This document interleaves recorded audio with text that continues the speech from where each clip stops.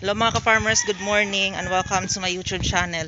So ngayong araw na ito mga ka-farmers is ngayon kukuha kami ngayon ng BA kasi doon sa sa bayan merong nag-contact dito sa amin na magkuha daw sila ng biik. So tara mga ka-farmers, samahan niyo ako sa aking pagkuha ng biik. So kasama ko ngayon yung anak ng pinsan ng stepfather ko.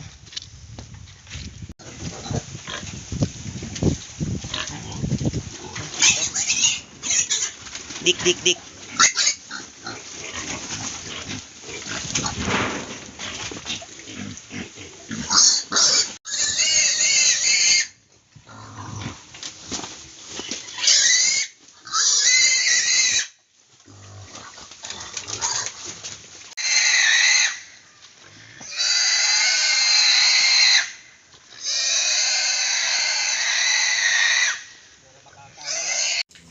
So mga ka-farmers, hapon na ngayon. So ayan, ito na lang yung natira sa kanila.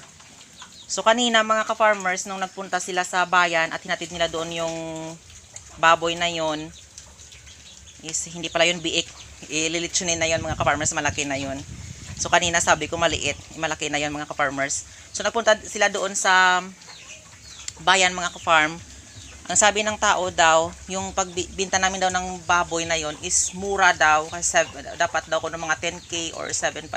Kasi mga ka-farmers, ito po yung explanation dito, kasi yung viruses hindi po natin nakikita. So kailangan talaga natin na ibenta na lang yung pwedeng mabenta para kahit papaano mga ka-farmers mabalik lang yung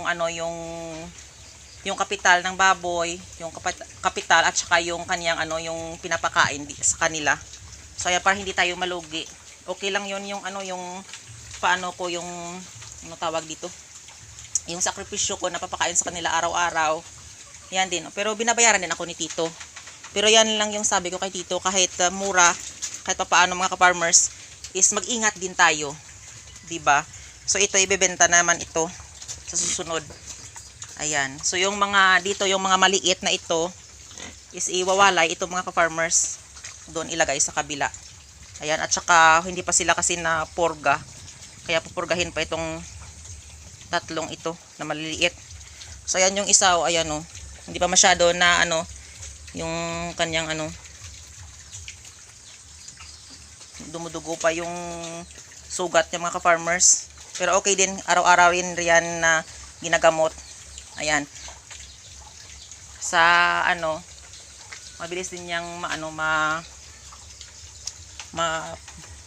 tawag dito? Mapali ang tawag dito sa amin. Iwan ko na sa Tagalog yan. Mabilis gumaling yan, yung kanyang sugat. Ayan. So ito na lang, konti-konti na lang mga ka-farmers yung aking pinapakain. At syempre konti-konti na rin yung dala ko ditong binubuhat ko na na napakain sa kanila hanggat doon sa itaas. Hanggat dito. Dinadala ko pa. Doon pa yun nanggaling sa may bahay yung pinapakain ko sa kanila. Hindi pwede na ilagay lang dito. Katulad niya, yung sa kanyang may-ari dito ng lupa. Diyan lang nilalagay. Minsan kasi, yung mga yung mga manok na gala or mga aso na gala, yan, minsan kinakain nila yan. So, kawawa talaga mga ka-farmers yung pakain. So, dahil sa akin mga ka-farmers yung pinapakain kasi dito, yan itong kanyang baboy, is kilo-kilo yung pakain. Bawal din masobrahan at bawal din makulang. Yan kasi yung ni Tito pinapakain sa kanila. So dito mga ka-farmers is 2 cup ng ganito. Ayan, wait lang. Ito, 2 cup nito. Pinapakain ko sa kanila 2 cup nito.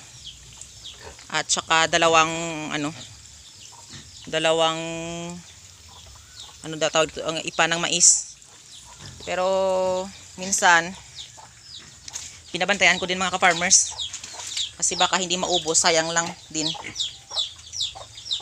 O kung maubos nila yung 2 cup na yon, 4 na cup na yon mga ka-farmers, is dinadagdagan ko. Pero paunti-unti lang. At saka dito naman 3 cups. Pero paunti-unti din mga ka-farmers kasi baka masubrahan din. Ayan. Nung isang gabi mga ka-farmers, biglang lumakas yung ulan. So ayan, yung sobra talaga yung yung dala ng ulan dito. Ayan Grabe yung kanyang dinaanan. Ayan, oh. At saka ito, yan, yung putik na yan, oh, dinala niya dito. Ayan, oh, papunta dyan. So, ayan, hanggat doon yung putik ko. Yan kalakas yung ulan mga ka-farmers kagabi. Grabe. Siguro mga 2 oras na sobrang lakas talaga ng ulan mga ka-farmers. Ayan, ito yung putik. Nadala. At ayan, oh, yung balon is, oh, ayan. Pwede mo nang ano, pwede ka na mag-igib. Kasi, maano na mababaw na. Ayan.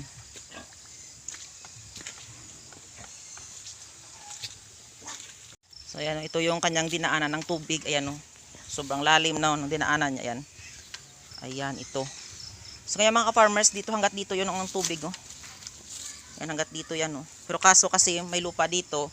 So ayan, doon pumunta sa puno ng kawayan. At doon sa gilid niyan, then pumunta yung tubig. So kung wala talaga mga ka-farmers na ganitong harang, is doon mapunta yun sa mga ano, sa alagang baboy. So yung mapasok doon sa kanilang ano, sa kanilang kulungan. So kawawa talaga ang mga alagang baboy mga ka-farmers. Sobrang lakas talaga, grabe ng ulan kagabi. Kahit nasa bahay, yung ano, yung lakas ng ano mo talaga, marinig mo talaga sa yero na sobrang lakas talaga ng kanyang pagbuhos ng ulan mga ka-farmers. Ayan, sa sobrang lakas ng hangin at saka ulan, ayan nangyari, oh. Nabagsak yung ano, yung isang puno ng kawayan, ayan. Ayan, dito pumunta sa ano, sa ang tawag dito, sa yero. So hindi pa yan mga farmers nakuha kasi hapon na ngayon, at saka kanina meron pa silang trabaho na pinuntuhan doon sa bayan, yung naghatid sila ng baboy. So ayan, hindi na nakuha. So bukas na lang siguro yan kukunin yung kawayan. At saka ito, thanks God. Ayan mga farmers, nakikita nyo yan, oh. Siguro isang linggo ko pa lang yan natanim. Ayan, oh, meron na siyang ano, tubo. Ayan. So hindi masyado makikita mga ka-farmers kasi makulimlim na dito. Ayan. Meron siyang ano, tubo. So ano talaga, mabilis lang yung kanilang pagtubo. Ayan. So yan na masaya talaga na makita mo yung pinaghirapan mo mga ka-farmers. So ayan mga ka-farmers, ngayon hapon na mga ka-farmers is 6 PM na dito sa amin. So ayan yung ano, yung paligid is makulimlim na. Ayan.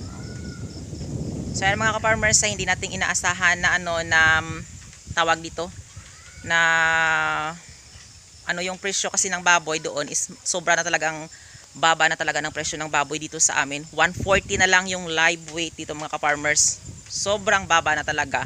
So yung baboy kinilo namin mga ka-farmers is 35 kilos siya. So yan, kaso mga ka-farmers, hindi naman mag-ano, sabi ng ng bumibili is 7.5 na lang. So yan, binigay na lang namin mga ka-farmers ng 7.5 yung baboy para maubos na yung mga baboy dito, at saka yung mga maliliit na lang yung matitira mga ka-farmers. So wala talaga tayong magawa kasi ang hirap talaga ngayon mga ka-farmers. Yan lang talagang iniisip ko na mabalik lang yung ano, yung pakain at saka yung sakripisyo na kahit konti lang mga ka-farmers, kasi minsan wala na rin yung sakripisyo mo sa pagkain, eh. Kaya tiis-tiis lang din. So darating din yung araw na makakabangon din tayo ulit mga ka-farmers. Mga ka-farmers, yung 7.5 na yon na bili na pera na ano ng baboy. So yung binigay sa akin dito is 2.5 lang. So yan, binili ko ng ano, ng kalahating sakong bigas. At syempre yung ano din, yung mga ulam. So konti na lang mga ka-farmers yung natira. Syempre kahit pa paano mga ka-farmers, na sama-sama din kami ng stepfather ko. Meron siya ding trabaho. Syempre mga farmers, nag-aambag din ako ng ano, ng pagkain namin. Kahit hindi na, sabi ng stepfather ko, kahit hindi ko na daw obligasyon yon na mangganyan. So syempre malaki na rin ako mga ka-farmers, di ba? So yung sakripisyo ba na makikita mo na hindi lang isang tao ang ipapasan mo sa isang tao yung pagkain nyo, kasi malaki ka na rin. At syempre yung isipin mo din ba na makakatulong ka din sa pamilya. Ayan. So yan, binabili ko ng mga pagkain namin, at saka yung iba pinamili ko din ng ng pagkain ng lolo ko mga ka-farmers, kasi yung lolo ko kasi is hindi na siya kumakain ng minsan pero more din na kinakain niya mga ka-farmers is yung nung Energin. Yung energy milk na yun, mga milk at saka choco, ganyan, yung kinakain niya. Yung iniinom niya at nilalagay din yan sa sa kanin. Yun yung parang sabaw niya mga ka-farmers. Kasi minsan, kung magsabi siya na kakain siya ng ng isda, o ayan. Pero kailangan mga ka-farmers na yung kinakain ng lolo ko is merong energy na tinutunaw mo na yun doon sa mainit na tubig at saka doon dinalagay sa kanin. Tapos yung manok na native, kung merong manok, kasi hindi siya namin pinapakain ng manok na yung commercial na manok na yung mga ka-farmers na pinapakain kasi nung isang taon pinakain namin siya, meron nagsakit yung tiyan niya mga ka-farmers. So yun, yung native na manok na lang yung pinapakain namin sa kanya, pero yung mga baboy at saka mga karne ng baka hindi na namin pinapakain. So yung lang, yung manok lang na Bisaya, yan lang yung pinapakain namin at saka yung isda. Pero nung naprito yung isda, hindi po. Yung isda na inihaw lang yung pinapakain namin sa kanya. So yan, nilalagay namin yan sa sa pagkain niya na merong energy. Ayan.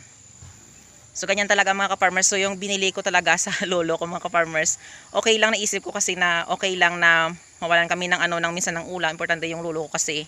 So 4 na dosena ng energy yung binili ko mga ka-farmers. Hindi pala yung dosena, tag 10. Yung niya, yung haba na tag 4 niyan mga ka-farmers, o 40 lahat ng sachet yung binili ko sa kanya mga ka-farmers. Yan lang talaga kasi minsan kasi kumakain yung lolo ko umaga, tanghali at saka hapon, tapos gabi naman kumakain din siya. So yan lang, pero pakunti-kunti lang yan mga ka-farmers yung kinakain niya. Siyempre yung binibigay namin na energy is kabuuhan yun mga ka-farmers na energy. So sabi ng doktor minsan na wag daw ko nun pasobrahan si lolo ng ng energy. Napakain kasi yung sugar ba. Ayan. So yung tubig lang mga ka-farmers, namin dinadami-damihan namin kasi hindi na siya umiinom ng tubig Yung kunti-kunti lang yung tubig. So yan, dinadami-damihan lang namin yung tubig sa inilagay naming energy na yan mga ka-farmers. Para kahit paano, kahit hindi siya uminom ng tubig, is meron daw maraming tubig mga ka-farmers. Pero hindi naman masyadong walang walang lasa na yun mga ka-farmers. Yung lang na meron ding hindi masyado matamis mga ka-farmers. Ayan. So yan talaga mga ka-farmers yung buhay ko dito sa amin, na sa sipag at tiyaga lang talaga tayo mga ka-farmers. At syempre panalig sa Panginoon. Yan lang, hindi